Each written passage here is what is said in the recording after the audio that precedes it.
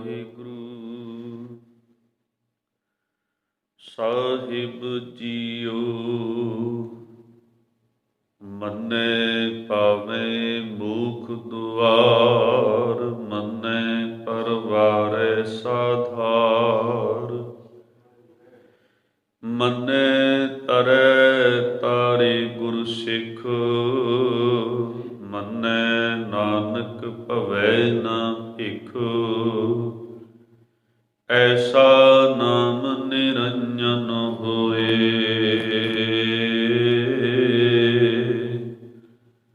ਜੇ ਕੋ ਮਨ ਜਾਣੈ ਮਨ ਕੋਏ।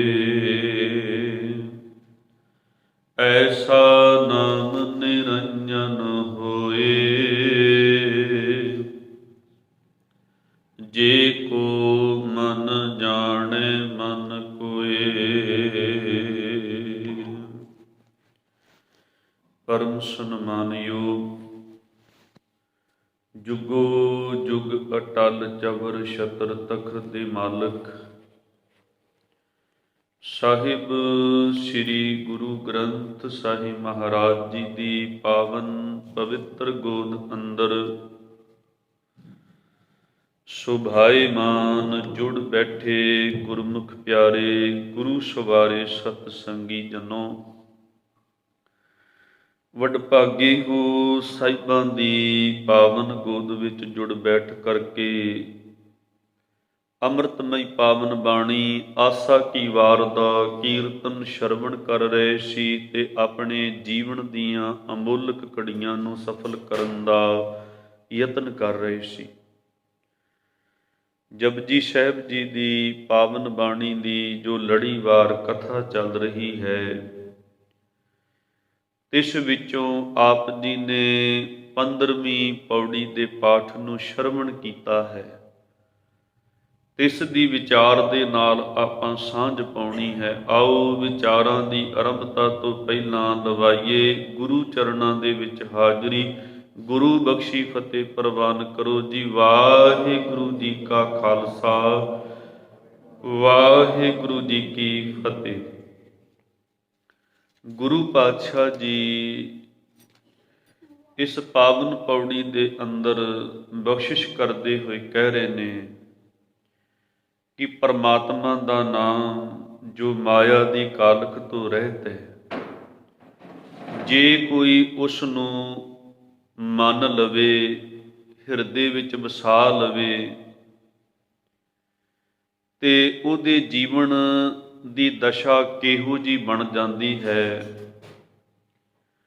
ਜੀਵਨ ਕਿਹੋ ਜਿਹਾ ਬਣ ਜਾਂਦਾ ਹੈ, ਉਸ ਨੂੰ ਗੁਰੂ ਜੀ ਇਸ ਪੌੜੀ ਦੇ ਅੰਦਰ ਬਿਆਨ ਕਰ ਰਹੇ ਹਨ। ਕਿਉਂਕਿ ਇਸ ਬਾਣੀ ਦਾ ਮਕਸਦ, ਗੁਰੂ ਜੀ ਦਾ ਮਕਸਦ ਇਸ ਬਾਣੀ ਦੇ ਰਾਹੀਂ ਸਿੱਖ ਨੂੰ ਸਚਿਆਰ ਬਣਾਉਣਾ ਹੈ।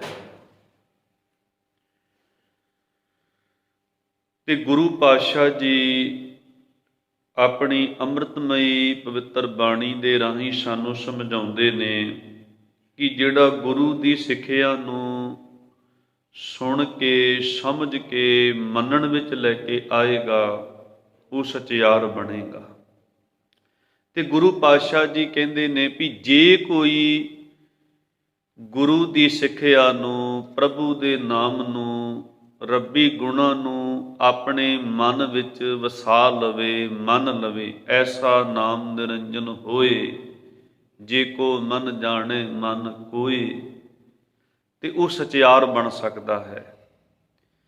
ਤੇ ਹੋਰ ਕੀ ਕੀ ਜੀਵਨ ਵਿੱਚ ਮਨੁੱਖ ਨੂੰ ਪ੍ਰਾਪਤ ਹੁੰਦਾ ਹੈ, ਜੀਵਨ ਦੀ ਦਸ਼ਾ ਕਿਹੋ ਜਿਹੀ ਬਣਦੀ ਹੈ। ਗੁਰੂ ਜੀ ਕਹਿ ਰਹੇ ਨੇ ਮੰਨੈ ਪਾਵੇਂ ਮੂਖ ਦੁਆਰ, ਮੰਨੈ ਪਰਵਾਰੈ ਸਾਧਾਰ। ਜੇ ਕੋਈ ਗੁਰੂ ਦੀ ਸਿੱਖਿਆ ਨੂੰ, ਪ੍ਰਭੂ ਦੇ ਗੁਣਾਂ ਨੂੰ ਮਨ ਵਿੱਚ ਵਸਾ ਲਵੇ, ਧਾਰਨ ਕਰ ਲਵੇ, ਤੇ ਮੁਕਤੀ ਦੇ ਦਰਵਾਜ਼ੇ ਉਹਦੇ ਵਾਸਤੇ ਖੁੱਲ ਜਾਂਦੇ ਨੇ। ਮੁਕਤੀ ਦਾ ਰਾਹ ਉਹਨੂੰ ਪ੍ਰਾਪਤ ਹੋ ਜਾਂਦਾ ਹੈ, ਭਾਵ ਮੁਕਤੀ ਮਿਲ ਜਾਂਦੀ ਹੈ। ਜਦੋਂ ਮੁਕਤੀ ਸ਼ਬਦ ਨੂੰ ਆਪਾਂ ਧਾਰਮਿਕ ਖੇਤਰ ਦੇ ਵਿੱਚ ਵਿਚਾਰਦੇ ਹਾਂ ਤੇ ਵੱਖ-ਵੱਖ ਮਜ਼੍ਹਬਾਂ, ਵੱਖ-ਵੱਖ ਧਰਮਾਂ ਦੇ ਵਿੱਚ ਇਹਦੀ ਵੱਖਰੀ ਵੱਖਰੀ ਵਿਆਖਿਆ ਹੈ। ਬਹੁਤ ਸਾਰੇ ਲੋਕਾਂ ਦਾ ਖਿਆਲ ਹੈ ਕਿ ਮਰਨ ਤੋਂ ਬਾਅਦ ਵਿੱਚ ਮਨੁੱਖ ਨੂੰ ਮੁਕਤੀ ਦੀ ਪ੍ਰਾਪਤੀ ਹੁੰਦੀ ਹੈ, ਤੇ ਜਦੋਂ ਕੋਈ ਪ੍ਰਾਣੀ ਚੜ੍ਹਾਈ ਕਰ ਜਾਂਦਾ ਹੈ ਉਹਦੇ ਜਾਣ ਤੋਂ ਬਾਅਦ ਵਿੱਚ ਪੂਜਾ ਪਾਠ ਦਾਨ ਪੁੰਨ ਉਸ ਪ੍ਰਾਣੀ ਦੇ ਨਿਮਿਤ ਇਸ ਕਰਕੇ ਕੀਤਾ ਜਾਂਦਾ ਹੈ ਕਿ ਉਹਨੂੰ ਮੁਕਤੀ ਦੀ ਪ੍ਰਾਪਤੀ ਹੋ ਸਕੇ। ਪਰ ਧੰਨ ਸ਼੍ਰੀ ਗੁਰੂ ਗ੍ਰੰਥ ਸਾਹਿਬ ਮਹਾਰਾਜ ਜੀ ਦੀ ਵਿਚਾਰਧਾਰਾ ਨਵੇਕਲੀ ਹੈ। ਗੁਰੂ ਪਾਤਸ਼ਾਹ ਜੀ ਕਹਿੰਦੇ ਨੇ ਵੀ ਮਰਨ ਤੋਂ ਬਾਅਦ ਵਿੱਚ ਕੋਈ ਮੁਕਤੀ ਨਹੀਂ ਹੈ। ਭਗਤ ਨਾਮਦੇਵ ਜੀ ਦੇ ਪਾਵਨ ਬੋਲ ਨੇ, ਮੂਏ ਹੋਏ ਜੋ ਮੁਕਤ ਦਿਓਗੇ, ਮੁਕਤ ਨਾ ਜਾਣੇ ਕੋਇਲਾ। ਮੈਨੂੰ ਨਹੀਂ ਪਤਾ ਵੀ ਮਰਨ ਤੋਂ ਬਾਅਦ ਵਿੱਚ ਕੋਈ ਮੁਕਤੀ ਮਿਲਦੀ ਹੈ, ਮੈਨੂੰ ਤੇ ਜਿਉਂਦੇ ਜੀ ਮੁਕਤੀ ਚਾਹੀਦੀ ਹੈ। ਸੋ ਗੁਰਮਤਿ ਨੇ ਜਿਉਂਦੇ ਜੀ ਮੁਕਤ ਹੋਣ ਦੀ ਗੱਲ ਕੀਤੀ ਹੈ, ਜਿਹਨੂੰ ਜੀਵਨ ਮੁਕਤ ਆਖਿਆ ਗਿਆ ਵਾ। ਹੁਣ ਇਹ ਮੁਕਤੀ ਹੈ ਕਿ ਬੰਧਨ ਕਿਹੜੇ ਨੇ, ਕਿਹਨਾਂ ਤੋਂ ਆਪਾਂ ਖਲਾਸੀ ਕਰਾਉਣੀ ਆ, ਕਿਹਨਾਂ ਤੋਂ ਆਪਾਂ ਆਜ਼ਾਦ ਹੋਣਾ ਵਾ। ਤੇ ਗੁਰੂ ਪਾਤਸ਼ਾਹ ਜੀ ਦਾ ਬੜਾ ਪਿਆਰਾ ਬਚਨ ਹੈ, ਮਾਨ ਮੋਹ ਦੋਨੋਂ ਕੋ ਪਰਹਰ, ਗੋਬਿੰਦ ਕੇ ਗੁਣ ਗਾਵੈ, ਕਹੋ ਨਾਨਕ ਇਹ ਬਿਦ ਕੋ ਸੁਆਮੀ, ਜੀਵਨ ਮੁਕਤ ਕਹਾਵੈ। ਮਾਨ ਦਾ ਅਰਥ ਹੈ ਹੰਕਾਰ, ਮੋਹ। ਕਹਿੰਦੇ ਨੇ ਇਹਨਾਂ ਦੋਵਾਂ ਵਿਕਾਰਾਂ ਦੇ ਬੰਧਨਾਂ ਤੋਂ ਜਿਹੜਾ ਆਪਣੇ ਆਪ ਨੂੰ ਛੁਡਾ ਲੈਂਦਾ ਹੈ, ਤਿਆਗ ਦਿੰਦਾ ਹੈ, ਇਹਨਾਂ ਹੰਕਾਰ ਨੂੰ ਤੇ ਮੋਹ ਨੂੰ ਆਪਣੇ ਜੀਵਨ ਵਿੱਚੋਂ ਕੱਢ ਲੈਂਦਾ ਹੈ, ਇਹਨਾਂ ਦਾ ਤਿਆਗ ਕਰ ਲੈਂਦਾ ਹੈ। ਤੇ ਇਹਨਾਂ ਦਾ ਤਿਆਗ ਕਰਨਾ ਹੀ ਗੁਣਾਂ ਨੂੰ ਗਾਉਣਾ ਹੈ। ਵੇਖੋ ਕਿੱਡੀ ਕੜੀ ਜੁੜਦੀ ਪਈ ਹੈ, ਮਾਨ ਮੋਹ ਦੋਨੋਂ ਕੋ ਪਰਹਰ, ਗੋਬਿੰਦ ਕੇ ਗੁਣ ਗਾਵੈ। ਗੁਣ ਗਾਵੈ ਭਾਵ ਅਵਗੁਣਾਂ ਦਾ ਤਿਆਗ ਜਦੋਂ ਹੁੰਦਾ ਹੈ ਤੇ ਗੁਣ ਮਨੁੱਖ ਦੀ ਜ਼ਿੰਦਗੀ ਵਿੱਚ ਜਦੋਂ ਆ ਕੇ ਟਿਕਦੇ ਨੇ ਤੇ ਰੱਬ ਜੀ ਦਾ ਸਿਮਰਨ, ਰੱਬ ਜੀ ਦੇ ਗੁਣ ਆਪਣੇ ਆਪ ਚੱਲ ਪੈਂਦੇ ਨੇ। ਮਾਨ ਮੋਹ ਦੋਨੋਂ ਕੋ ਪਰਹਰ, ਗੋਬਿੰਦ ਕੇ ਗੁਣ ਗਾਵੈ। ਵੀ ਇਹ ਐਬ ਨੇ, ਮਾਨ ਤੇ ਮੋਹ, ਇਹ ਹੰਕਾਰ, ਇਹ ਅਵਗੁਣ ਨੇ। ਤੇ ਕਹਿੰਦੇ ਨੇ ਜਦੋਂ ਇਹ ਤਿਆਗੇਗਾ ਤੇ ਗੋਬਿੰਦ ਦੇ ਗੁਣ ਤੇਰੇ ਅੰਦਰ ਵਸਣਗੇ, ਤੂੰ ਗੁਣ ਗਾਵੇਂਗਾ। ਤੇ ਕਹਿੰਦੇ ਨੇ ਕਹੋ ਨਾਨਕ ਇਹ ਬਿਦ ਕੋ ਸੁਆਮੀ, ਜੀਵਨ ਮੁਕਤ ਕਹਾਵੈ। ਇਸ ਤਰੀਕੇ ਨਾਲ ਕਹਿੰਦੇ ਨੇ ਤੈਨੂੰ ਮੁਕਤੀ ਮਿਲ ਸਕਦੀ ਹੈ, ਜੀਵਨ ਮੁਕਤ ਹੋ ਸਕਦਾ ਹੈ। ਹੁਣ ਬੰਧਨ ਕੀ ਨੇ ਵਿਕਾਰ, ਬੰਧਨ ਕੀ ਨੇ ਅਵਗੁਣ। ਤੇ ਕੈਦ ਵਿੱਚ ਕੌਣ ਹੈ? ਮੁਕਤੀ ਕਿਹਨੂੰ ਦਿਲਾਣੀ ਹੈ? ਇਸ ਮਨ ਨੂੰ। ਮਨ ਕੈਦੀ ਬਣਿਆ ਹੋਇਆ ਹੈ, ਮਨ ਨੂੰ ਆਜ਼ਾਦ ਕਰਵਾਉਣਾ ਵਾ ਇਹਨਾਂ ਵਿਸ਼ੇ ਵਿਕਾਰਾਂ ਵਿੱਚੋਂ, ਇਹਨਾਂ ਅਵਗੁਣਾਂ ਦੇ ਵਿੱਚੋਂ, ਇਹਨਾਂ ਅਵਗੁਣਾਂ ਦੇ ਸੰਗਲ ਤੋੜ ਕਰਕੇ। ਇੱਕ ਹੋਰ ਬੜਾ ਪਿਆਰਾ ਬਚਨ ਹੈ ਗੁਰੂ ਤੇਗ ਬਹਾਦਰ ਪਾਤਸ਼ਾਹ ਜੀ ਦਾ। ਗੁਰੂ ਮਹਾਰਾਜ ਜੀ ਕਹਿੰਦੇ ਨੇ, ਉਸਤਤ ਨਿੰਦਿਆ ਨਾਹੀ ਜਿਹੀ, ਕੰਚਨ ਲੋਹ ਸਮਾਨ, ਕਹੋ ਨਾਨਕ ਸੁਨਰੀ ਮਨਾ, ਮੁਕਤ ਤਾਹੇ ਤੈ ਜਾਨ। ਵੀ ਫੋਕੀ ਉਸਤਤ, ਆਪਣੀ ਉਸਤਤ ਕਰਾਉਣ ਦੀ ਭੁੱਖ, ਤੇ ਫਿਰ ਜਿਹਦੇ ਕੋਲ ਕੋਈ ਸਵਾਰਥ ਪ੍ਰਾਪਤ ਕਰਨਾ ਵਾ ਉਹਦੀ ਫੋਕੀ ਉਸਤਤ ਕਰੀ ਜਾਣੀ। ਕਈ ਐਵੇਂ ਹੀ ਆਪਣੇ ਨਾ ਰਿਸ਼ਤੇਦਾਰਾਂ ਨੂੰ, ਅਮੀਰਾਂ ਨੂੰ, ਅਮੀਰ ਹੈ ਤੇ ਉਹਨੂੰ ਵਡਿਆਈ ਤੁਰੇ ਜਾਣਗੇ, ਉਹਦੀ ਫੋਕੀ ਉਸਤਤ ਕਰੀ ਜਾਣ, ਫਲਾਣਾ ਇੰਝ ਫਲਾਣਾ ਇੰਝ। ਕਈ ਤੇ ਗੁਰੂ ਗ੍ਰੰਥ ਸਾਹਿਬ ਜੀ ਦੇ ਨਾਲੋਂ ਜਿਸ ਬਾਬੇ ਨਾਲ ਉਹ ਜੁੜੇ ਹੋਏ ਨਾ, ਉਹਦੀ ਉਸਤਤ ਐਵੇਂ ਉਹਦੀਆਂ ਕਰਾਮਾਤੀ ਗੱਲਾਂ ਲੋਕਾਂ ਨੂੰ ਸੁਣਾਈ ਜਾਣਗੇ, ਪ੍ਰਭਾਵਿਤ ਕਰੀ ਜਾਣਗੇ। ਇਹ ਫੋਕੀ ਉਸਤਤ, ਝੂਠੀ ਉਸਤਤ ਜਿਹਨੂੰ ਕਹਿੰਦੇ ਆ। ਕਹਿੰਦੇ ਨੇ ਵੀ ਇਹ ਉਸਤਤ। ਤੇ ਫਿਰ ਨਿੰਦਿਆ, ਨਿੰਦਿਆ ਦੂਜਿਆਂ ਦੀ ਕਰਨੀ, ਜਿਹਦੇ ਨਾਲ ਉਹਨਾਂ ਦੇ ਵਿਚਾਰ ਨਹੀਂ ਮਿਲਦੇ, ਜਾਂ ਜਿਹੜਾ ਉਹਨਾਂ ਦੀ ਹਾਂ ਵਿੱਚ ਹਾਂ ਨਹੀਂ ਮਿਲਾਉਂਦਾ, ਜਾਂ ਜਿਨ੍ਹਾਂ ਨੂੰ ਉਹ ਪਸੰਦ ਨਹੀਂ ਨਾ ਕਰਦੇ, ਉਹਨਾਂ ਦੀ ਉਸਤਤ ਕਰਦੇ ਆ, ਉਹਨਾਂ ਦੀ ਨਿੰਦਿਆ ਕਰਦੇ ਆ। ਇਹ ਦੋਵੇਂ ਐਬ ਨੇ ਜੀ, ਫੋਕੀ ਉਸਤਤ ਤੇ ਕਿਸੇ ਦੀ ਨਿੰਦਿਆ, ਦੋਵੇਂ ਅਵਗੁਣ ਨੇ। ਤੇ ਗੁਰੂ ਪਾਤਸ਼ਾਹ ਜੀ ਕਹਿੰਦੇ ਨੇ, ਉਸਤਤ ਨਿੰਦਿਆ ਨਾਹੀ ਜੀ, ਜਿਸ ਬੰਦੇ ਦੇ ਅੰਦਰ ਫੋਕੀ ਉਸਤਤ ਤੇ ਨਿੰਦਿਆ ਵਰਗਾ ਅਵਗੁਣ ਮਿਟ ਗਿਆ। ਕੰਚਨ ਲੋਹ ਸਮਾਨ, ਤੇ ਫਿਰ ਬੰਦਾ ਇਹ ਸੋਨੇ ਨੂੰ ਲੋਹੇ ਦੇ ਬਰਾਬਰ ਜਾਣਦਾ ਵਾ, ਭਾਵ ਉਹਦੇ ਅੰਦਰ ਲਾਲਚ ਲੋਭ ਖਤਮ ਹੋ ਚੁੱਕਿਆ ਵਾ। ਤੇ ਗੁਰੂ ਜੀ ਕਹਿੰਦੇ ਨੇ ਕਹੋ ਨਾਨਕ ਸੁਨ ਰੇ ਮਨਾ ਮੁਕਤ ਤਾਏ ਤੇ ਜਾਨ। ਉਹ ਬੰਦਾ ਮੁਕਤ ਹੈ। ਹੁਣ ਬੰਦਾ ਆਹ ਅਵਗੁਣ ਤੇ ਸਾਰੀ ਉਮਰ ਆਪਣੇ ਨਾਲ ਇਹਨਾਂ ਨੂੰ ਲੈ ਕੇ ਚੱਲਦਾ ਵਾ, ਇਹ ਅਵਗੁਣਾਂ ਦੇ ਵਿੱਚ ਸਾਰੀ ਉਮਰ ਬਤੀਤ ਕਰ ਜਾਂਦਾ ਵਾ। ਤੇ ਮਰਨ ਤੋਂ ਬਾਅਦ ਵਿੱਚ ਜੀ ਇਹ ਜੀ ਇਹਦੇ ਨਾਮ ਦਾ ਪਾਠ ਰਖਾ ਦਿਓ, ਇਹਦੇ ਨਾਮ ਦਾ ਬਿਸਤਰਾ ਜਮ੍ਹਾਂ ਕਰਾ ਦਿਓ, ਇੰਨਾ ਦਾਨ ਕਰ ਦਿਓ, ਅਰਦਾਸਾਂ ਕਰਾ ਦਿਓ, ਮੁਕਤ ਹੋ ਜਾਏਗਾ। ਬਿਲਕੁਲ ਨਹੀਂ ਜੇ ਮੁਕਤ ਹੁੰਦਾ। ਤੇ ਗੁਰਮੁਖੋ ਇਹ ਬੰਧਨ ਜਿਹੜੇ ਨੇ ਵਿਕਾਰ ਨੇ। ਤੇ ਗੁਰੂ ਪਾਤਸ਼ਾਹ ਜੀ ਕਹਿੰਦੇ ਨੇ ਕਾਮ ਕ੍ਰੋਧ ਮੋਹ ਮਨ ਲੀਨਾ ਬੰਧਨ ਕਾਟ ਮੁਕਤ ਗੁਰ ਦੀਨਾ। ਇਹ ਕਾਮ ਹੈ, ਕ੍ਰੋਧ ਹੈ, ਲੋਭ ਹੈ, ਮੋਹ ਹੈ, ਇਹ ਬੰਧਨ ਨੇ, ਇਹਨਾਂ ਨੂੰ ਗੁਰੂ ਕੱਟ ਕੇ ਮੁਕਤ ਕਰਦਾ ਵਾ। ਹੁਣ ਲਾਲਚ ਬੰਧਨ ਹੈ। ਲਾਲਚ ਨੇ ਹੀ ਮਨੁੱਖ ਨੂੰ ਉਹਦੇ ਭਰਾ ਦੇ ਨਾਲੋਂ ਉਹਦਾ ਰਿਸ਼ਤਾ ਤੁੜਵਾ ਛੱਡਿਆ।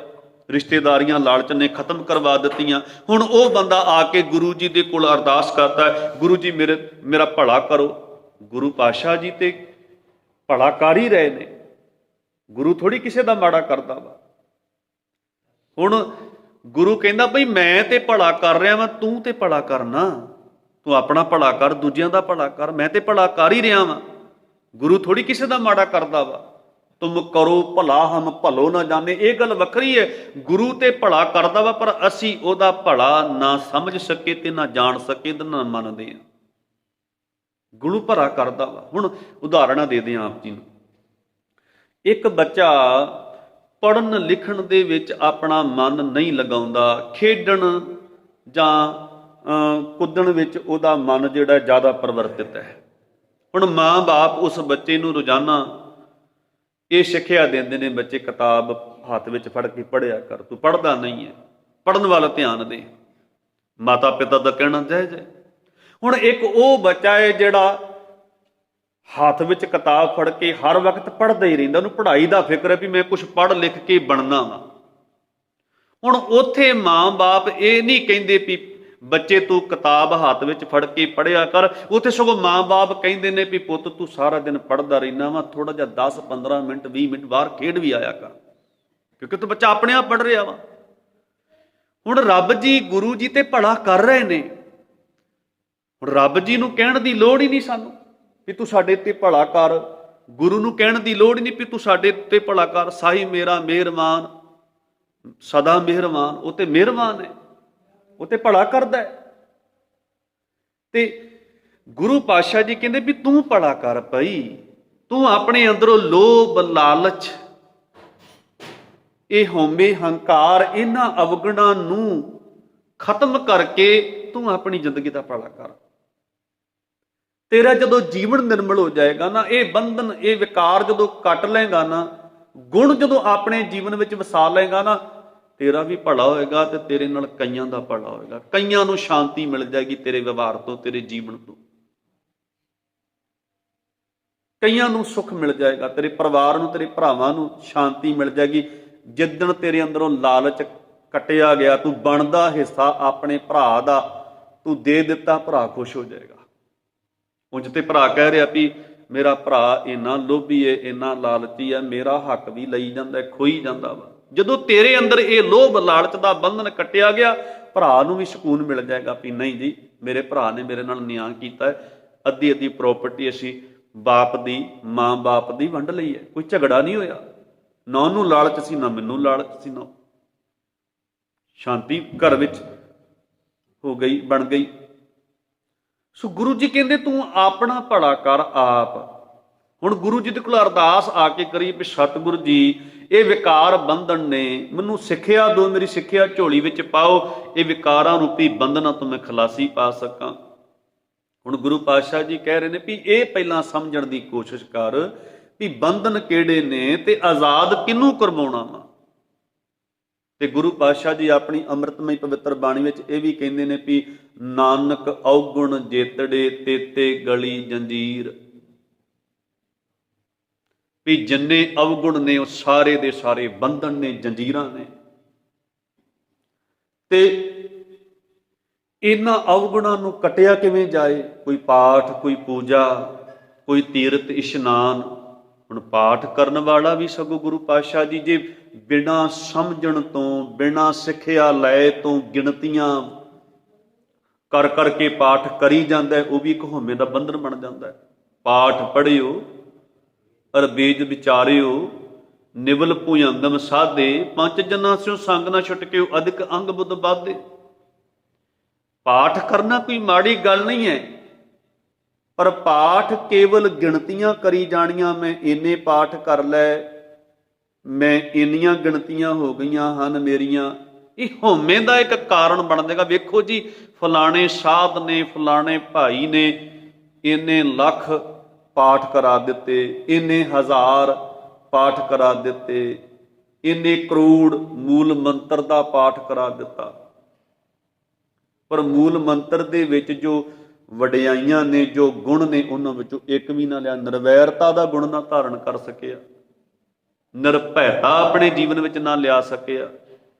ਅੰਦਰ ਦਾ ਜਨਮ ਮਰਨ ਅਜੂਨੀ ਹੈ, ਰੱਬ ਜੀ ਜੂਨੀਆਂ ਤੋਂ ਰਹਿਤ ਹੈ, ਇਹ ਅੰਦਰ ਦਾ ਜਨਮ ਮਰਨ ਨਾ ਮਿਟਾ ਸਕਿਆ। ਜੋ ਜ਼ਮੀਰ ਦਾ ਜਨਮ ਮਰਨ, ਆਤਮਿਕ ਜਨਮ ਮਰਨ ਇਹਦੇ ਨਾਲ ਜੋ ਤੁਰ ਰਿਹਾ ਵਾ, ਚੱਲ ਰਿਹਾ ਵਾ, ਉਹਨੂੰ ਨਾ ਮਿਟਾ ਸਕਿਆ। ਹੁਣ ਗੁਰੂ ਪਾਤਸ਼ਾਹ ਜੀ ਕਹਿੰਦੇ ਨੇ ਵੀ ਕੀ ਕੀਤਾ ਜਾਏ? ਵੀ ਪਾਠ ਕੀਤੇ ਜਾਣ, ਕੋਈ ਤੀਰਥ ਇਸ਼ਨਾਨ ਕੀਤੇ ਜਾਣ, ਤਾਂ ਛੁਟਕਾਰਾ ਹੋਏਗਾ ਇਹਨਾਂ ਬੰਧਨਾਂ ਤੋਂ। ਤੇ ਬਾਬਾ ਕਬੀਰ ਸਾਹਿਬ ਜੀ ਕਹਿੰਦੇ ਨੇ, ਨਾਵਣ ਕੋ ਤੀਰਥ ਘਨੇ ਮਨ ਬੌਰਾ ਰੇ, ਛੂਟਨ ਕੋ ਬੋ ਦੇਵ, ਕਹੋ ਕਬੀਰ ਛੂਟਨ ਨਹੀਂ ਮਨ ਬੌਰਾ ਰੇ, ਛੂਟਨ ਹਰ ਕੀ ਸੇਵ। ਕਹਿੰਦੇ ਨੇ ਵੈਸੇ ਤੇ ਇਸ ਦੇਸ਼ ਵਿੱਚ ਇਸ਼ਨਾਨ, ਇਹੋ ਜਿਹੇ ਕਰਮ ਕਰਨ ਵਾਸਤੇ ਤੀਰਥ ਬੜੇ ਬਣੇ ਹੋਏ ਨੇ, ਪੂਜਨ ਵਾਸਤੇ ਦੇਵੀ ਦੇਵਤੇ ਬੜੇ ਨੇ, ਇਸ਼ਟ ਬੜੇ ਨੇ, ਪਰ ਇਹਨਾਂ ਤਰੀਕਿਆਂ ਦੇ ਨਾਲ ਇਹਨਾਂ ਵਿਕਾਰਾਂ ਦੇ ਬੰਧਨਾਂ ਤੋਂ ਖਲਾਸੀ ਨਹੀਂ ਹੋ ਸਕਦੀ, ਮੁਕਤੀ ਨਹੀਂ ਮਿਲ ਸਕਦੀ, ਜਿੰਨਾ ਚਿਰ ਹਰੀ ਪ੍ਰਭੂ ਦੀ ਸੇਵਾ। ਹਰੀ ਪ੍ਰਭੂ ਦੀ ਸੇਵਾ ਕੀ ਹੈ? ਭਾਵ ਉਹਦੀ ਸਿੱਖਿਆ, ਉਹਦੇ ਗੁਣ ਜਿੰਨਾ ਚਿਰ ਤੂੰ ਆਪਣੀ ਜ਼ਿੰਦਗੀ ਵਿੱਚ ਲੈ ਕੇ ਨਹੀਂ ਆਉਂਦਾ, ਉਹਨਾਂ ਚਿਰ ਇਹਨਾਂ ਬੰਧਨਾਂ ਤੋਂ ਖਲਾਸੀ ਨਹੀਂ ਹੋ ਸਕਦੀ। ਹੁਣ ਇਸੇ ਹੀ ਪੰਕਤੀ ਦੇ ਵਿੱਚ, ਸ਼ਬਦ ਵਿੱਚ ਜਵਾਬ ਹੈ, ਨਾਲ ਇਹ ਦੱਸਿਆ ਵਾ ਵੀ ਨਾਨਕ ਔਗਣ ਜੇਤੜੇ ਤੇਤੇ ਗਲੀ ਜੰਜੀਰ, ਵੀ ਜਿੰਨੇ ਅਵਗੁਣ ਹੋਣਗੇ ਉਹਨੀਆਂ ਜੰਜੀਰਾਂ, ਉਹਨੇ ਬੰਧਨ ਤੇਰੇ ਜੀਵਨ ਵਿੱਚ ਹੋਣਗੇ। ਇਹ ਬੰਧਨ ਕਿਵੇਂ ਕੱਟੇ ਜਾਣਗੇ? ਜੇ ਗੁਣ ਹੋਵਣ ਕੱਟੀਆਂ ਸੇ ਭਾਈ ਸੇ ਵੀਰ, ਵੀ ਜਿਹੜੇ ਗੁਣ ਨੇ ਉਹ ਅੰਦਰ ਲੈ ਕੇ ਆਏਗਾ, ਧਾਰਨ ਕਰੇਗਾ, ਤੇ ਅਵਗੁਣਾਂ ਦੇ ਬੰਧਨ ਆਪਣੇ ਆਪ ਕੱਟੇ ਜਾਣਗੇ। ਅਵਗੁਣ ਬੰਧਨ ਨੇ ਤੇ ਗੁਣ ਮੁਕਤੀ ਦਾ ਰਾਹ ਨੇ। ਬਸ ਗੁਣ ਧਾਰਨ ਕਰ ਲਾ, ਸਤ ਸੰਗ ਵਿੱਚ ਆ ਕੇ ਗੁਣ ਲੈਣੇ ਆ, ਬਾਣੀ ਪੜ੍ਹ ਕੇ ਗੁਣ ਲੈਣੇ ਆ, ਕਿਉਂਕਿ ਵਿਣ ਗੁਣ ਕੀਤੇ ਭਗਤ ਨਾ ਹੋਏ। ਰੱਬ ਜੀ ਦੀ ਭਗਤੀ ਤੇ ਮੰਨੀ ਨਹੀਂ ਜਾ ਸਕਦੀ ਜੇ ਬੰਦਾ ਸੱਚ ਵਰਗਾ ਗੁਣ ਆਪਣੇ ਜੀਵਨ ਵਿੱਚ ਨਹੀਂ ਲੈ ਕੇ ਆ ਰਿਹਾ। ਦਇਆ, ਸੰਤੋਖ, ਨਿਮਰਤਾ, ਪਰਉਪਕਾਰ, ਨਿਰਵੈਰਤਾ, ਇਹ ਗੁਣ ਆਪਣੇ ਜੀਵਨ ਵਿੱਚ ਨਹੀਂ ਲੈ ਕੇ ਆ ਰਿਹਾ, ਤੇ ਭਾਵੇਂ ਜਿੰਨਾ ਮਰਜ਼ੀ ਸਿਮਰਨ ਕਰੀ ਜਾਏ, ਭਾਵੇਂ ਜਿੰਨਾ ਮਰਜ਼ੀ ਉਹ ਪਾਠ ਕਰੀ ਜਾਏ ਗਿਣਤੀ ਦੇ। ਸੋ ਗੁਰੂ ਪਾਤਸ਼ਾਹ ਜੀ ਕਹਿੰਦੇ ਨੇ ਵੀ ਇਹ ਜਦੋਂ ਗੁਰੂ ਦੀ ਸਿੱਖਿਆ ਮਨ ਵਿੱਚ ਕੋਈ ਧਾਰਨ ਕਰ ਲੈਂਦਾ ਹੈ ਤੇ ਉਹਦੇ ਮੁਕਤੀ ਦਾ ਰਾਹ ਉਹਨੂੰ ਪ੍ਰਾਪਤ ਹੋ ਜਾਂਦਾ ਹੈ, ਭਾਵ ਮੁਕਤੀ ਦਾ ਦਰਵਾਜ਼ਾ ਖੁੱਲ ਜਾਂਦਾ ਹੈ, ਮੁਕਤੀ ਮਿਲ ਜਾਂਦੀ ਤੇ ਜਿਉਂਦਿਆਂ ਜੀ ਮੁਕਤ ਹੁੰਦਾ ਹੈ। ਮਰਨ ਤੋਂ ਬਾਅਦ ਵਿੱਚ ਕੋਈ ਮੁਕਤੀ ਨਹੀਂ ਹੈ। ਜਿਉਂਦਿਆਂ ਜੀ ਅਸੀਂ ਕਾਮ, ਕ੍ਰੋਧ, ਲੋਭ, ਮੋਹ, ਹੰਕਾਰ ਦੇ ਬੰਧਨ, ਇਹਨਾਂ ਨੂੰ ਤੋੜਨਾ ਵਾ, ਇਹਨਾਂ ਦੇ ਵਿੱਚੋਂ ਮੁਕਤ ਹੋਣਾ ਵਾ। ਨਿੰਦਿਆ, ਚੁਗਲੀ ਇਹ ਬੰਧਨ ਨੇ, ਲੋਭ, ਲਾਲਚ ਬੰਧਨ ਹੈ, ਇਹਨਾਂ ਵਿੱਚੋਂ ਖਲਾਸੀ ਪਾਣੀ ਆ। ਤੇ ਗੁਰੂ ਪਾਤਸ਼ਾਹ ਜੀ ਕਹਿੰਦੇ ਨੇ, ਮੰਨੈ ਪਾਵੈ ਮੋਖ ਦੁਆਰ। ਜੇ ਕੋਈ ਮੰਨ ਲਵੇ ਗੁਰੂ ਦੀ ਸਿੱਖਿਆ ਨੂੰ ਤੇ ਮੁਕਤੀ ਦਾ ਦਵਾਰ ਉਹਦੇ ਵਾਸਤੇ ਖੁੱਲ ਜਾਂਦਾ, ਉਹਨੂੰ ਪ੍ਰਾਪਤ ਹੋ ਜਾਂਦਾ, ਮੁਕਤੀ ਮਿਲ ਜਾਂਦੀ ਹੈ। ਫਿਰ ਅੱਗੇ ਕਹਿੰਦੇ, ਮੰਨੈ ਪਰਵਾਰੈ ਸਾਧਾਰ। ਉਹਦਾ ਪਰਿਵਾਰ ਉਹ ਵੀ ਤਰ ਜਾਂਦਾ ਹੈ। ਕਿਹੜਾ ਪਰਿਵਾਰ? ਕਿਹੜੇ ਪਰਿਵਾਰ ਦੀ ਗੱਲ ਕੀਤੀ ਹੈ? ਇੱਕ ਤਨ ਦਾ ਪਰਿਵਾਰ ਹੈ ਜੀ, ਇੱਕ ਮਨ ਦਾ ਪਰਿਵਾਰ ਹੈ। ਤੇ ਬਾਣੀ ਜਿੰਨੀ ਵੀ ਹੈ ਉਹ ਬਹੁਤੀ ਮਨ ਦੇ ਨਾਲ ਰਿਲੇਟਡ ਹੈ, ਮਨ ਦੇ ਨਾਲ ਸੰਬੰਧਿਤ ਹੈ। ਤਨ ਦਾ ਪਰਿਵਾਰ ਕੀ ਹੈ? ਆ ਮੇਰੀ ਭੈਣ ਹੈ, ਆ ਮੇਰਾ ਭਰਾ ਹੈ, ਆ ਮੇਰੀ ਬੱਚੇ ਨੇ, ਆ ਮੇਰੀ ਪਤਨੀ, ਇਹ ਤਨ ਦਾ ਪਰਿਵਾਰ ਹੈ। ਆ ਮੇਰੇ ਮਾਤਾ ਪਿਤਾ ਨੇ, ਇਹ ਤਨ ਦਾ ਪਰਿਵਾਰ ਹੈ। ਮਨ ਦਾ ਪਰਿਵਾਰ ਕੀ ਹੈ? ਦੋ ਅੱਖਾਂ, ਦੋ ਕੰਨ, ਨਾਸਕਾ, ਆ ਜ਼ੁਬਾਨ, ਆ ਹੱਥ ਪੈਰ, ਇਹ ਜਿੰਨੇ ਕਰਮ ਇੰਦਰੀ, ਗਿਆਨ ਇੰਦਰੀ, ਇਹ ਮਨ ਦਾ ਪਰਿਵਾਰ ਹੈ। ਇੱਥੇ ਹੁਣ ਮਨ ਦੇ ਪਰਿਵਾਰ ਦੀ ਗੱਲ ਕੀਤੀ ਹੈ ਵੀ ਇਹ ਪਰਿਵਾਰ ਜਿਹੜਾ ਹੈ ਇਹ ਵੀ ਵਿਕਾਰਾਂ ਤੋਂ ਆਜ਼ਾਦ ਹੋ ਜਾਂਦਾ ਹੈ, ਇਹ ਵੀ ਚੰਗੇ ਪਾਸੇ ਇਹਨਾਂ ਦੀ ਵਰਤੋਂ ਜਿਹੜੀ ਹੈ ਇਹ ਵੀ ਸੁਧਰ ਜਾਂਦਾ। ਅੱਖਾਂ ਸੁਧਰ ਜਾਂਦੀਆਂ ਨੇ, ਕੰਨ ਸੁਧਰ ਜਾਂਦੇ ਆ, ਜ਼ੁਬਾਨ ਸੁਧਰ ਜਾਂਦੀ ਹੈ, ਸੁਧਰੇ ਹੋਏ ਬੋਲ ਇਹਦੇ ਵਿੱਚੋਂ ਨਿਕਲਦੇ ਆ, ਸਵਰੇ ਹੋਏ ਬੋਲ ਨਿਕਲਦੇ ਆ, ਅੱਖਾਂ ਦੀ ਵਰਤੋਂ ਸਹੀ, ਜੋਤ ਵੇਖਣ ਵਾਲੀਆਂ ਬਣ ਜਾਂਦੇ ਨੇ। ਇਹ ਪਰਿਵਾਰ ਵੀ ਸਵਰ ਜਾਂਦਾ ਵਾ, ਇਹ ਪਰਿਵਾਰ ਵੀ ਤਰ ਜਾਂਦਾ ਵਾ।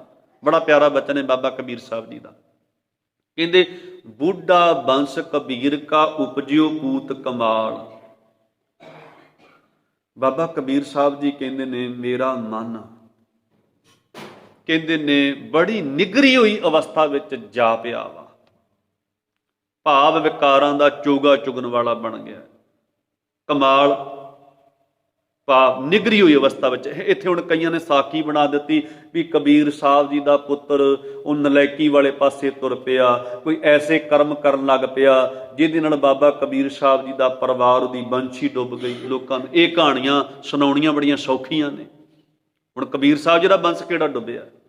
ਕਬੀਰ ਸਾਹਿਬ ਜੀ ਤਰੇ ਨੇ ਖੁਦ, ਉਹਨਾਂ ਦੀ ਆਪ ਅੰਮ੍ਰਿਤਮਈ ਪਵਿੱਤਰ ਬਾਣੀ ਦੇ ਬੋਲ ਆਪਾਂ ਪੜ੍ਹਦੇ ਹਾਂ ਵੀ ਅਬ ਤੋਂ ਜਾਏ ਚੜੇ ਸਿੰਘਾਸਨ ਮਿਲ ਹੈ ਸਾਰੰਗ ਪਾਨੀ, ਰਾਮ ਕਬੀਰਾ ਏਕ ਭਏ ਹੈ ਕੋਈ ਨਾ ਸਕੈ ਪਛਾਨੀ। ਕਬੀਰ ਜੀ ਤਾਂ ਰੱਬ ਦਾ ਰੂਪ ਹੋ ਗਏ ਨੇ। ਹੁਣ ਇੱਥੇ ਬਚਨ ਕਿਉਂ? ਸਾਡੇ ਵਰਗਿਆਂ ਡੁੱਬਦਿਆਂ ਹੋਈਆਂ ਨੂੰ ਤਾਰਨ ਵਾਸਤੇ। ਵੇਖੋ ਜਿਵੇਂ ਟੀਚਰ ਪੜ੍ਹਾਉਂਦਾ ਨਾ ਛੋਟੇ ਬੱਚਿਆਂ ਨੂੰ, ਊੜਾ ਊਠ, ਐੜਾ ਐਨਕ, ਇੱਦਾਂ ਪੜ੍ਹਾਉਂਦਾ ਹੈ ਨਾ। ਹੁਣ ਆਪਾਂ ਸਵਾਲ ਕਰ ਸਕਦੇ ਹਾਂ ਵੀ ਤੁਹਾਨੂੰ ਟੀਚਰ ਮਾਸਟਰ ਜੀ ਤੁਹਾਨੂੰ ਪੜ੍ਹਨਾ ਨਹੀਂ ਆਉਂਦਾ ਊੜਾ ਊਠ? ਤੁਸੀਂ ਆ ਛੋਟੇ ਛੋਟੇ ਅੱਖਰਾਂ ਨੂੰ ਪੜ੍ਹ ਰਹੇ ਹੋ, ਪੜ੍ਹਾ ਰਹੇ ਹੋ। ਉਹ ਕਹਿਣ ਲੱਗੇ ਪੁੱਤ ਮੈਨੂੰ ਸਾਰਾ ਆਉਂਦਾ ਵਾ, ਪਰ ਮੈਂ ਤੁਹਾਨੂੰ ਸਿਖਾਉਣਾ ਚਾਹੁੰਦਾ ਵਾਂ ਊੜਾ ਊਠ ਹੁੰਦਾ ਵਾ, ਐੜਾ ਐਨਕ ਹੁੰਦਾ ਵਾ, ਤਾਂ ਕਿ ਤੁਹਾਡੇ ਮਨ ਵਿੱਚ ਪੱਕ ਸਕੇ। ਮੈਂ ਤੁਹਾਨੂੰ ਪੜ੍ਹਾ ਰਿਹਾ ਵਾਂ, ਮੈਨੂੰ ਸਾਰਾ ਕੁਝ ਆਉਂਦਾ ਵਾ, ਮੈਨੂੰ ਸਾਰਾ ਕੁਝ ਗਿਆਨ ਵਾ।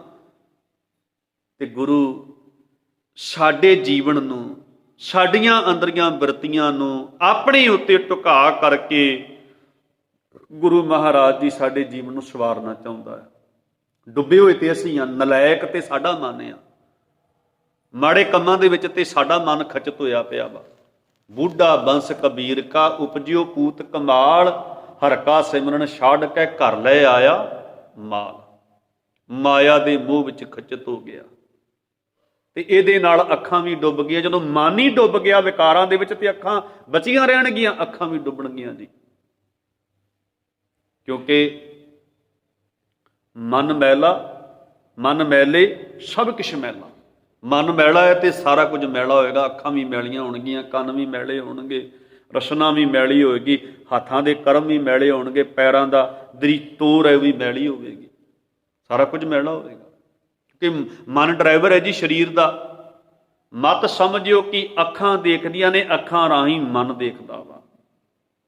ਜਦੋਂ ਮਨ ਨਹੀਂ ਨਾ ਦੇਖਣਾ ਚਾਹੇਗਾ, ਅੱਖਾਂ ਉਸ ਪਾਸੋਂ ਹਟ ਜਾਣਗੀਆਂ, ਅੱਖਾਂ ਬੰਦ ਹੋ ਜਾਣਗੀਆਂ। ਮਤ ਸਮਝਿਓ ਕਿ ਕੰਨ ਸੁਣਦੇ ਨੇ, ਕੰਨ ਨਹੀਂ ਸੁਣਦੇ, ਕੰਨਾਂ ਰਾਹੀਂ ਮਨ ਸੁਣਦਾ ਵਾ। ਕੰਨ ਤੇ ਇੱਕ ਮਾਧਿਅਮ ਨੇ, ਕੰਨ ਜਿਹੜੇ ਨੇ, ਅੱਖਾਂ ਜਿਹੜੀਆਂ ਨੇ ਉਹਦੇ ਪਾਤਰ ਨੇ ਬਸ ਇੱਕ। ਉਹਨਾਂ ਰਾਹੀਂ ਸੁਣ ਕੋਈ ਹੋਰ ਰਿਹਾ ਵਾ, ਦੇਖ ਕੋਈ ਹੋਰ ਰਿਹਾ ਵਾ। ਮਤ ਸਮਝਿਓ ਵੀ ਰਸਨਾ ਬੋਲਦੀ ਹੈ, ਬੋਲ ਮੰਨ ਰਿਹਾ ਵਾ। ਰਸਨਾ, ਰਸਨਾ ਤੇ ਇੱਕ ਟੁਕੜਾ ਵਾ, ਉਹ ਹਿੱਲਦਾ ਵਾ ਤੇ ਮਨ ਹਿਲਾਉਂਦਾ ਵਾ ਉਸਨੂੰ। ਹੁਣ ਕਈ ਵਾਰੀ ਕੋਈ ਚੰਗੀ ਚੀਜ਼ ਸੁਣ ਕੇ ਨਾ ਤੇ ਮਨੁੱਖ ਕਹਿੰਦਾ ਵੀ ਆਨੰਦ ਆ ਗਿਆ। ਆਨੰਦ ਕਿਹਨੂੰ ਆਇਆ? ਕੰਨ ਤੇ ਵਿਚਾਰੇ ਬੇਜਾਨ ਜੇ ਇੱਥੇ ਲੱਗੇ ਹੋਏ ਨੇ, ਕੰਨਾਂ ਨੂੰ ਆਨੰਦ ਆਇਆ? ਨਾ, ਉਹ ਅੰਦਰ ਜਿਹੜਾ ਮਨ ਹੈ ਨਾ ਉਹਨੂੰ, ਉਹ ਕਹਿੰਦਾ ਮੈਨੂੰ ਆਨੰਦ ਆ ਗਿਆ। ਕਈ ਵਾਰੀ ਕਹਿੰਦਾ ਵੀ ਆਹ ਚੀਜ਼ ਮੈਨੂੰ ਚੰਗੀ ਨਹੀਂ ਲੱਗੀ, ਮੇਰੇ ਮਨ ਨੂੰ ਨਹੀਂ ਆਨੰਦ ਆਇਆ। ਮਨ ਦੀ ਗੱਲ ਹੈ ਇੱਥੇ। ਸੋ ਬਾਬਾ ਕਬੀਰ ਸਾਹਿਬ ਜੀ ਇੱਥੇ ਮਨ ਦੇ ਪਰਿਵਾਰ ਦੀ ਗੱਲ ਕਰ ਰਿਹਾ। ਇੱਥੇ ਗੁਰੂ ਨਾਨਕ ਦੇਵ ਮਹਾਰਾਜ ਜੀ ਸਾਡੇ ਮਨ ਦੇ ਪਰਿਵਾਰ ਦੀ ਕਰ ਰਿਹਾ।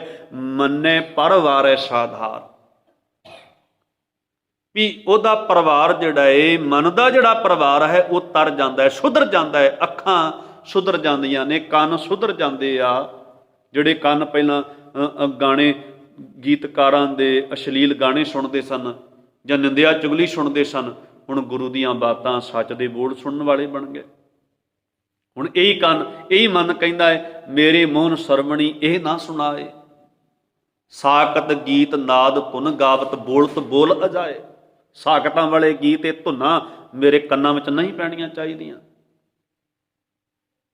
ਤੇ ਗੁਰਮੁਖੋ ਹੁਣ ਗੁਰੂ ਪਾਤਸ਼ਾਹ ਜੀ ਕਹਿੰਦੇ ਨੇ ਮੰਨੇ ਪਰਿਵਾਰ ਐਸਾ ਆਧਾਰ, ਜਿਹਨੇ ਆਪਣੇ ਇਸ ਪਰਿਵਾਰ ਨੂੰ ਸੁਧਾਰ ਲਿਆ। ਲਾਜ਼ਮੀ ਗੱਲ ਹੈ ਜੇ ਕੋਈ ਐਸੇ ਸੁਧਰੀ ਹੋਈ ਦੀ ਸੰਗਤ ਉਹਦੇ ਬੱਚੇ ਕਰਨਗੇ, ਪਰਿਵਾਰ ਕਰੇਗਾ, ਬਾਹਰਲਾ ਪਰਿਵਾਰ ਵੀ ਤਰ ਜਾਏਗਾ, ਅਸਰ ਪਏਗਾ ਉਹਦੇ ਉੱਤੇ, ਬੱਚਿਆਂ ਉੱਤੇ ਅਸਰ ਪਏਗਾ। ਮੈਂ ਤੇ ਇੱਥੋਂ ਤੱਕ ਕਹਿਣਾ ਵੀ ਮਾਲਕ ਨੇ ਕਿਰਤ ਬਖਸ਼ੀ ਹੈ,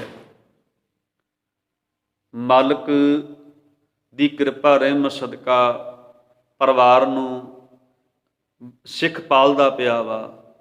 ਤੇ ਅੱਜ ਉਹਦੇ ਪੁੱਤਰ ਦੀ ਛੁੱਟੀ ਆ, ਐਤਵਾਰ ਵਾ, ਤੇ ਪੁੱਤਰ ਨੇ ਕੁਝ ਦਿਨ ਪਹਿਲਾਂ ਆ ਕੇ ਦੱਸਿਆ ਸੀ ਮੇਰਾ ਇੱਕ ਫਰੈਂਡ ਹੈ ਬੜਾ ਗਰੀਬ ਹੈ, ਉਹਦੀ ਫੀਸ ਨਾ ਜਮ੍ਹਾਂ ਕਰਨ ਕਰਕੇ ਉਹਨੂੰ ਸਕੂਲ ਦੇ ਵਿੱਚੋਂ ਕੱਢ ਦਿੱਤਾ ਗਿਆ ਵਾ। ਪਿਤਾ ਨੇ ਸੁਣਿਆ ਧਿਆਨ ਦੇ ਨਾਲ। ਹੁਣ ਅੱਜ ਐਤਵਾਰ ਪਿਤਾ ਦੀ ਛੁੱਟੀ, ਪਿਤਾ ਨੇ ਆਖਿਆ ਪੁੱਤਰ ਬੇਟਾ ਮੈਂ ਤੈਨੂੰ ਨਾ ਅੱਜ ਮੇਰੇ ਨਾਲ ਚੱਲ, ਤੂੰ ਮੇਰੇ ਨਾਲ ਤੁਰ ਅੱਜ।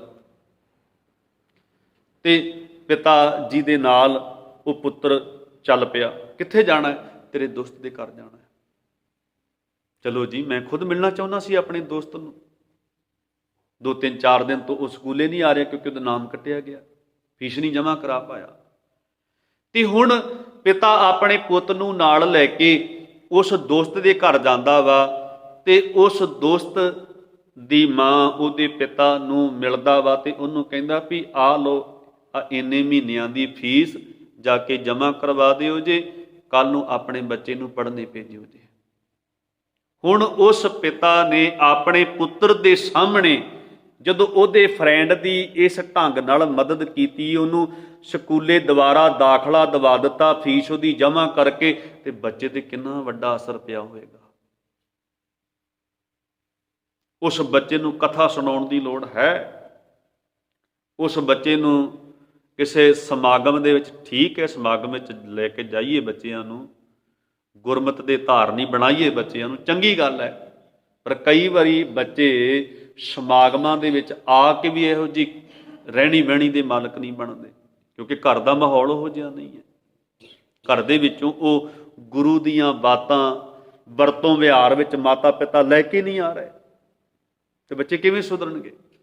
ਹੁਣ ਉਸ ਬੱਚੇ ਦੇ ਮਨ ਦੇ ਵਿੱਚੋਂ ਅਸਰ ਪਿਆ ਵੀ ਹਾਂ ਮੇਰਾ ਬਾਪ ਆਪਣੀ ਕਿਰਤ ਕਮਾਈ ਦੇ ਵਿੱਚੋਂ ਕਿਸੇ ਲੋੜਵੰਦ, ਕਿਸੇ ਗਰੀਬ ਦੀ ਮਦਦ ਵੀ ਕਰਦਾ ਹੈ। ਤੇ ਇਸ ਢੰਗ ਦੇ ਨਾਲ ਪਰਿਵਾਰ ਸੁਧਰ ਸਕਦਾ ਵਾ।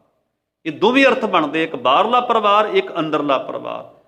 ਬਾਣੀ ਬਹੁਤੀ ਸਾਡੇ ਅੰਦਰਲੇ ਜੀਵਨ ਨੂੰ ਸਵਾਰਨ ਵਾਸਤੇ ਹੈ। ਜਦੋਂ ਅੰਦਰਲਾ ਜੀਵਨ ਸਵਰ ਗਿਆ ਤੇ ਬਾਹਰਲਾ ਆਪਣੇ ਆਪ, ਇੱਕ ਅੰਦਰ ਦੀ ਦੁਨੀਆ ਵਾ, ਅੰਦਰ ਦੀ ਸ੍ਰਿਸ਼ਟੀ ਆ, ਇੱਕ ਬਾਹਰ ਦੀ ਸ੍ਰਿਸ਼ਟੀ ਆ। ਜਦੋਂ ਅੰਦਰ ਦੀ ਸ੍ਰਿਸ਼ਟੀ ਸਵਰ ਜਾਏਗੀ, ਅੰਦਰ ਦੀ ਦੁਨੀਆ ਸਵਰ ਜਾਏਗੀ, ਬਾਹਰ ਦੀ ਦੁਨੀਆ ਆਪਣੇ ਆਪ ਸਵਰ ਜਾਏਗੀ, ਸਾਡੇ ਕੰਮਾਂ ਰਾਹੀਂ, ਸਾਡੇ ਸੁਭਾਅ ਰਾਹੀਂ। ਤੇ ਗੁਰੂ ਪਾਤਸ਼ਾਹ ਜੀ ਕਹਿ ਰਹੇ ਨੇ ਮੰਨੈ ਪਰਿਵਾਰ ਐਸਾ ਆਧਾਰ। ਉਹਦਾ ਅੰਦਰਲਾ ਪਰਿਵਾਰ, ਇਹ ਸਰੀਰ ਦਾ, ਮਨ ਦਾ ਪਰਿਵਾਰ, ਇਹ ਸਵਰ ਜਾਂਦਾ ਵਾ, ਸੁਧਰ ਜਾਂਦਾ ਵਾ। ਤੇ ਉਹਦਾ ਬਾਹਰ ਦਾ ਪਰਿਵਾਰ ਜਦੋਂ ਪਰਿਵਾਰ ਵਿੱਚ ਰਹਿ ਕੇ ਉਹ ਗੁਰਮਤੀਆ ਬਣ ਕੇ ਜਦੋਂ ਚੰਗੇ ਕਰਮ ਕਰਦਾ ਵਾ, ਚੰਗਾ ਜੀਵਨ ਜਿਉਂਦਾ ਵਾ, ਤੇ ਬੱਚਿਆਂ ਤੇ ਪ੍ਰਭਾਵ ਪੈਂਦਾ ਹੈ, ਪਰਿਵਾਰ ਤੇ ਪ੍ਰਭਾਵ ਪੈਂਦਾ ਵਾ। ਫਿਰ ਅੱਗੇ ਕਹਿੰਦੇ ਨੇ ਮੰਨੇ ਤਰੈ ਤਾਰੇ ਗੁਰੂ ਸਿੱਖ। ਜੇ ਕੋਈ ਗੁਰੂ ਦੀ ਸਿੱਖਿਆ ਨੂੰ ਆਪਣੇ ਮਨ ਵਿੱਚ ਵਸਾ ਲਵੇ, ਧਾਰਨ ਕਰ ਲਵੇ, ਮੰਨ ਲਵੇ, ਤੇ ਕਹਿੰਦੇ ਨੇ ਉਹ ਆਪ ਵੀ ਤਰਦਾ ਤੇ ਉਹਦੇ ਨਾਲ ਹੋਰ ਵੀ ਸਿੱਖ, ਹੋਰ ਵੀ ਜਿਹੜੇ ਮਿੱਤਰ ਹਨ ਉਹਦੀ ਸੰਗਤ ਕਰਨ ਵਾਲੇ, ਉਹ ਵੀ ਤਰ ਜਾਂਦੇ ਨੇ। ਮੰਨੈ ਨਾਨਕ ਭਵੈ ਨਾ ਭਿਖ। ਕਹਿੰਦੇ ਨੇ ਫਿਰ ਉਹਨੂੰ ਦਰ ਦਰ ਤੇ ਭਿਖਿਆ ਲੈਣ ਦੀ ਜਾਂ ਮੰਗਣ ਦੀ ਲੋੜ ਨਹੀਂ ਰਹਿੰਦੀ। ਉਹ ਨਾ ਕਾਮ ਦੇ ਦੁਆਰੇ ਤੇ ਜਾਂਦਾ ਵਾ, ਨਾ ਲੋਭ ਮੋਹ ਹੰਕਾਰ ਦੇ ਦੁਆਰੇ ਤੇ ਆਪਣੇ ਆਪ ਨੂੰ ਸੰਤੁਸ਼ਟ ਕਰਨ ਵਾਲੇ ਰਸ ਲੈਣ ਵਾਸਤੇ ਜਾਂਦਾ ਵਾ। ਉਹ ਸੱਚ ਦੇ ਦੁਆਰ ਤੇ ਜਾ ਕੇ ਖੜਾ ਹੁੰਦਾ ਵਾ। ਸੱਚ ਦੇ ਦਵਾਰ ਤੇ ਜਾ ਕੇ ਭਿਖਿਆ ਮੰਗਦਾ ਹੈ। ਦਰਮਾਂ ਦੇ ਠਾਡੇ ਦਰਬਾਰ, ਤੁਝ ਬਿਨ ਸੁਰਤ ਕਰੇ ਕੋ ਮੇਰੀ, ਦਰਸ਼ਨ ਦੀਜੈ ਖੋਲ ਕਵਾਰ। ਤੁਮ ਤਨ ਧਨੀ ਉਦਾਰ ਤਿਆਗੀ, ਸਰਵਣਨ ਸੁਨੀਏ ਸੋ ਜਸ ਤੁਮਾਰ। ਮੰਗੂ ਕਾਹੇ ਰੰਗ ਸਭ ਦੇਖੋ ਤੁਮ ਹੀ ਤੇ ਮੇਰੋ ਨਿਸਤਾਰ। ਹੁਣ ਇਸ ਨੂੰ ਬਾਹਰੀ ਅਰਥਾਂ ਨਾਲ ਵੀ ਢਕਾ ਲਓ। ਉਹ ਬਾਹਰੀ ਤਲ ਤੇ ਵੀ ਕਿਸੇ ਪਖੰਡੀ, ਕਿਸੇ ਦੰਭੀ, ਕਿਸੇ ਹੋਰ ਦੇ ਦਰ ਤੇ ਨਹੀਂ ਉਹ ਠੋਕਰਾਂ ਖਾਂਦਾ, ਕਿਸੇ ਹੋਰ ਦੇ ਦਰ ਤੇ ਨਹੀਂ ਉਹ ਝੋਲੀ ਅੱਡ ਕੇ ਮੰਗਦਾ। ਉਹ ਤੇ ਬਾਬਾ ਫਰੀਦ ਸਾਹਿਬ ਜੀ ਵਾਂਗੂ ਕਹਿੰਦਾ, ਬਾਰ ਪਰਾਏ ਬੈਸਣਾ ਸਾਈਂ ਮੁਝੇ ਨਾ ਦੇ, ਜੇ ਤੂੰ ਐਵੇਂ ਰੱਖ ਸੀ ਜੀਓ ਸ਼ਰੀਰੋਲੇ। ਪਰਾਈ ਜੂਹ ਤੇ ਪਰਾਏ ਦਰ ਤੇ ਮਾਲਕ ਅੱਲਾਹ ਤਾਲਾ ਮੈਨੂੰ ਨਾ ਜਾਣ ਦਈ, ਮੈਂ ਛੱਡ ਕੇ ਨਹੀਂ ਜਾਣਾ ਚਾਹੁੰਦਾ ਤੇਰਾ ਦਰ। ਜੇ ਤੇਰੀ ਮਰਜ਼ੀ ਆ ਰਜਾ ਵਾਪੀ ਮੈਨੂੰ ਜਾਣਾ ਪਵੇ, ਫਿਰ ਮੇਰੀ ਜਿੰਦ ਕੱਢ ਲਈ। ਮੈਂ ਤੇਰਾ ਦਰ ਛੱਡ ਕੇ ਕਿਸੇ ਹੋਰ ਦੇ ਦਰ ਤੇ ਜਾਣਾ ਨਹੀਂ ਚਾਹੁੰਦਾ। ਸੱਚੇ ਦਾ ਦਰ ਛੱਡ ਕੇ ਅਸੀਂ ਹੋਰ ਕਿਸੇ ਦੇ ਦਰ ਤੇ ਕਿਉਂ ਜਾਈਏ? ਗੁਰੂ ਦਾ ਦਰ ਛੱਡ ਕੇ ਅਸੀਂ ਹੋਰ ਦੇ ਦਰ ਤੇ ਕਿਉਂ ਠੋਕਰਾਂ ਖਾਈਏ, ਕਿਉਂ ਭਟਕੀਏ? ਸੋ ਗੁਰੂ ਪਾਤਸ਼ਾਹ ਜੀ ਕਹਿ ਰਹੇ ਨੇ, ਮੰਨੇ ਪਰਵਾਰੇ ਸਾਧਾਰ, ਮੰਨੇ ਤਰੇ ਤਾਰੇ ਗੁਰਸਿੱਖ, ਮੰਨੇ ਨਾਨਕ ਭਵੇ ਨਾ ਭਿਖ। ਐਸਾ ਨਾਮ ਨਿਰੰਜਨ ਹੋਏ, ਜੇ ਕੋ ਮਨ ਜਾਣੇ ਮਨ ਕੋਏ। ਇਹ ਜੋ ਨਾਮ ਮਾਇਆ ਦੀ ਕਾਲਖ ਤੋਂ ਰਹਿਤ ਹੈ, ਜੇ ਕੋਈ ਮਨ ਵਿੱਚ ਇਹਨੂੰ ਵਸਾ ਲਵੇ, ਟਿਕਾ ਲਵੇ, ਉਹ ਮਾਇਆ ਦੀ ਕਾਲਖ ਤੋਂ ਰਹਿਤ ਹੋ ਸਕਦਾ ਹੈ। ਜੋ ਉਹਦਾ ਮਕਸਦ ਹੈ ਸਚਿਆਰ ਹੋਣਾ, ਸਚਿਆਰ ਹੋ ਸਕਦਾ ਹੈ। ਜੇ ਤੂੰ ਸਿੱਖਾ ਸੁਣਨ ਤੋਂ ਬਾਅਦ ਵਿੱਚ ਸਮਝ ਕੇ ਗੁਰੂ ਦੀ ਸਿੱਖਿਆ ਨੂੰ, ਗੁਰੂ ਦੇ ਉਪਦੇਸ਼ ਨੂੰ ਆਪਣੇ ਮਨ ਵਿੱਚ ਵਸਾ ਲਵੇਂ, ਮੰਨਣ ਵਿੱਚ ਲੈ ਆਵੇਂ, ਤੇ ਤੇਰੀ ਜ਼ਿੰਦਗੀ ਬੜੀ ਖੂਬਸੂਰਤ ਹੋ ਸਕਦੀ ਆ। ਜੀਵਨ ਤੇਰਾ ਗੁਣਾਂ ਨਾਲ ਭਰ ਸਕਦਾ ਵਾ। ਤੇਰੇ ਜੀਵਨ ਵਿੱਚ ਸ਼ਾਂਤੀ, ਖੇੜਾ, ਆਨੰਦ, ਇਹ ਚੀਜ਼ਾਂ ਆ ਸਕਦੀਆਂ ਹਨ। ਤੂੰ ਰੱਬ ਦਾ ਰੂਪ ਹੋ ਸਕਦਾ ਵਾ। ਤੇਰਾ ਉੱਚਾ ਸੁੱਚਾ ਆਚਰਣ, ਇਹਦਾ ਤੂੰ ਮਾਲਕ ਬਣ ਸਕਦਾ ਵਾ। ਤੂੰ ਸਚਿਆਰ ਹੋ ਸਕਦਾ ਵਾ। ਜਿਸ ਸਚਿਆਰ ਹੋਣ ਦੇ ਵਾਸਤੇ ਗੁਰੂ ਆਪਣੀ ਬਾਣੀ ਦੇ ਵਿੱਚ ਤੈਨੂੰ ਜਗ੍ਹਾ ਜਗ੍ਹਾ ਸਮਝਾ ਰਿਹਾ, ਉਪਦੇਸ਼ ਦੇ ਰਿਹਾ ਵਾ। ਸੋ ਇਹ ਸੁਣਨ ਤੋਂ ਬਾਅਦ ਵਿੱਚ ਮੰਨਣ ਦੀਆਂ 4 ਪੌੜੀਆਂ ਨੇ। ਇਹਨਾਂ ਦੀ ਆਪਾਂ ਵਿਚਾਰ ਕੀਤੀ ਹੈ। ਗੁਰੂ ਜੀ ਕਹਿ ਰਹੇ ਨੇ ਵੀ ਜੇ ਸਚਿਆਰ ਹੋਣਾ ਹੈ ਨਾ, ਤੂੰ ਗੁਰੂ ਦੀ ਗੱਲ ਨੂੰ ਸੁਣ, ਉਹਨੂੰ ਸਮਝ ਕੇ ਆਪਣੇ ਮਨ ਵਿੱਚ ਟਿਕਾ, ਮਨ ਵਿੱਚ ਵਸਾ। ਮਨ ਵਿੱਚ ਵਸਾਉਣ ਦੇ ਨਾਲ ਹੀ ਤੂੰ ਸਚਿਆਰ ਹੋ ਸਕੇਗਾ। ਸੋ ਇਤਨੀਆਂ ਬੇਨਤੀਆਂ ਪ੍ਰਵਾਨ ਕਰਨੀਆਂ। ਭੁੱਲ ਗਲਤੀ ਦੀ ਖੇਮਾ ਪ੍ਰਵਾਨ ਨੂੰ ਫਤਿਹ। ਵਾਹਿਗੁਰੂ ਜੀ ਕਾ ਖਾਲਸਾ, ਵਾਹਿਗੁਰੂ ਜੀ ਕੀ ਫਤਿਹ।